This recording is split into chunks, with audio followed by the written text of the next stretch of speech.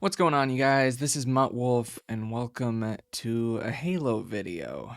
It's been a little while since I made one of these, and by a while I mean it's been close to a year. The basic way of explaining my absence is to say that Halo Infinite got delayed. I didn't really have a lot of content thought up in mind to really keep things going up until 2021, and now I figure since the game is getting a little bit closer, the reveal is even happening next week, I figure I'd start making some videos again on some stuff that I wanted to make. But you guys aren't here to hear about the whole spiel of what I've been up to the last year. You guys are here for the title, the Battle Royale aspect of Halo. And I'm going to get into that. So basically, I've seen a lot in the Halo community lately that people are very split on Battle Royale. Some people are very much for it, some people are very much against it. I'm one of the opinion that Halo Infinite does not need a Battle Royale to succeed at any point. Launch, 6 months later, it doesn't need it. I think it can simply be carried off good game modes, good gameplay, and a good overall update schedule that 343 puts to it. But I do think the Battle Royale could be a good supplementary thing at some point. And I love Battle Royale games. I've played way too much Fortnite. Let's be real. But the basic way of saying it is that a Halo Infinite BR could be very, very good. Very good. It just has to be done right.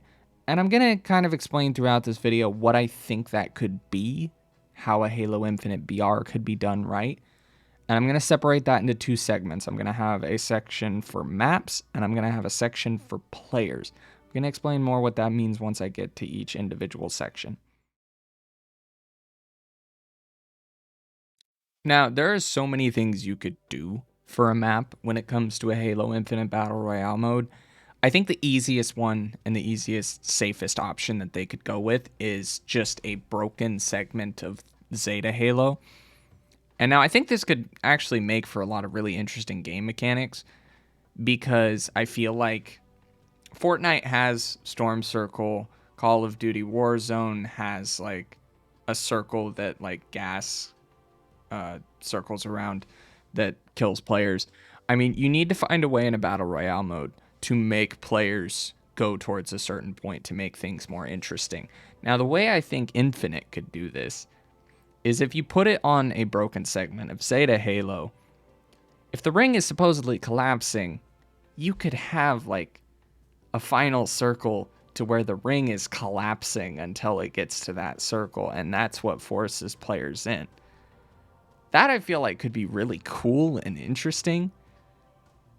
It kind of separates itself from different Battle Royale games while still having a way to keep it normal.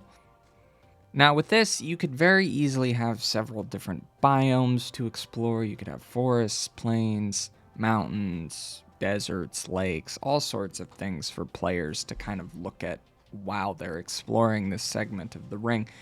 And I feel like ways to populate it with different things so players can get equipment, get weapons, get grenades, get vehicles. I feel like if you make this a segment of Zeta Halo, you could also put in effort to kind of scatter banish encampments guarded by brutes and elites throughout, to where you take down an encampment, you get some cool shit. Then you also have like Forerunner interiors that you can go into, where you can fight Prometheans and Sentinels. You could also have like abandoned UNSC posts, where you find weapons and vehicles that were abandoned by the UNSC crowd that lost at that base. I feel like there's so much you can do with it, and it's so easy to just have a lot of shit without going the route of other games to where you have to have specific POIs that like I just don't think Halo needs that. Now granted, that's not to say that points of interest shouldn't exist on the map, but I just don't think they'll all have to be named per se. And I mean, beyond that, there's just so much potential for cool shit to be on the ring, on the place you're exploring. Because I mean, you could have like crashed pieces of the Infinity. You could just have like crash banished ships. There's a lot of ways to populate the map that I feel like Halo could very easily do. And these places could all be different places to find equipment and weapons and vehicles, like I've been saying. There's a lot of potential to this. Like, there's infinite potential. And yes, the pun was intended. Now that we're through the map aspect of things, we can kind of go over what I meant when I said the player aspect of the Battle Royale mode. Now, that would refer to player count, modes, just various traits of the player, loadouts, all that sort of stuff. Now, in my mind, loadouts would be a pretty simple one to take into account. I think it would generally be you either start with just a sidekick or AR sidekick start. I don't think there'd be any grenades, of course, no equipment. But I think that having that as a starting loadout it'd be good enough to be viable when you drop, but it's not anything that can be like too crazy like as you go on within the game.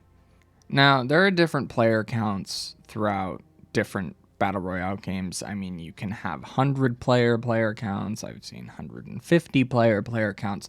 I think the ideal number for Halo would be 100. And I think that the basic starting game modes you'd have is solos, duos, trios, and squads. And I think you could also have fun with different other game modes like how Fortnite has done as well. And I think that one of the easy ones to do is to have a 50v50 in a similar vein to where it's like towards a set goal of eliminations throughout the game as the circle shrinks, of course. Now, if you have this 50v50 mode, I think it would definitely be important to make sure that it is balanced correctly and that the map is well acquainted for something like a 50v50 happening. Now, when I say traits earlier, what I'm kind of mainly referring to in that regard is health and shields. Now, on the shields aspect, I do think rechargeable shields should be in Halo BR when it comes out. And I do think that shields should actually be just a little bit higher, like maybe 1.25 times the normal, just to give a little bit of extra survivability. I know that sometimes a frustration in Battle Royale games is like you get killed super fast within a game and then you gotta have a huge loading screen in between games, and sometimes it just takes a while kind of thing. I think adding a little extra shields would give for a little extra survivability, but I think the trade-off to have in that scenario is I don't think health should be regenable throughout the match. I think that you should be able to like scavenge around to find health packs in order to regen your health. But I think that'd be a good trade-off to have like a little extra shields, but a little less as far as health goes, just in the way that it doesn't regen. Granted, out of everything I've said in this video, this is the topic that I'm least like certain on, because I feel like any changes you make to regular traits is a massive change. And so therefore, it's like even retooling it slightly would be a big thing. In which case, yeah, it might be hard for me to see them actually changing the regular base player traits. Now to round it out, I do want to say something that I feel like I should say. Halo Infinite's not going to have a BR at launch, nor is it going to have a BR in the time afterward, like soon time afterward. Could it eventually come into the game like how Call of Duty Modern Warfare had Warzone come in after 5 months? Yeah, I think it could come in eventually, but it's not going to be there for a while. And like E3, when we get our multiplayer announcement, we're not going to get an announcement of a Battle Royale mode. Because in the end, Halo Infinite needs to launch with the modes that makes Halo Halo. Like a fully fleshed out big team battle, Slayer, capture the flag, different objective based game modes need to all be the focus, because so long as there's good gunplay, good gameplay and good game modes, Halo Infinite will be a good game, and I think that's what 343 is focusing on. After that, yeah, work on a battle royale. I don't give a shit. Everybody would love it. But this is basically a hope for a post-launch BR. That's what this video has been about. For me, it's fun to think about the idea of a Halo Infinite BR because there are just simply so many possibilities to it and so many things that can be done with it to make it really fun. Because Halo, as a franchise, it could work really well with BR. I mean, another way that I think of this is that if you add a BR to Halo Infinite, it's automatically going to bring in a massive influx of new player base and new streamers. And I just genuinely think that overall adding it would be a great move for the game in the long run. And it could really benefit from the addition of it, I think, for its overall longevity and success as a game. But after all that being said, that is going to wrap it up for today's video. If you enjoyed, please feel free to hit the like button and subscribe. Going to be back with some more Halo content soon. Going to be doing my reaction to the E3 showcase as well. And also feel free to follow over at twitch.tv/muttwolf, where I've been streaming games semi-regularly for the last 6 months. Pretty cool. We have a lot of fun over there. So anyways, I'm going to peace out for this video. So hope you guys enjoyed. I will talk to you in the next one. This has been Muttwolf, and I'm signing out. Peace.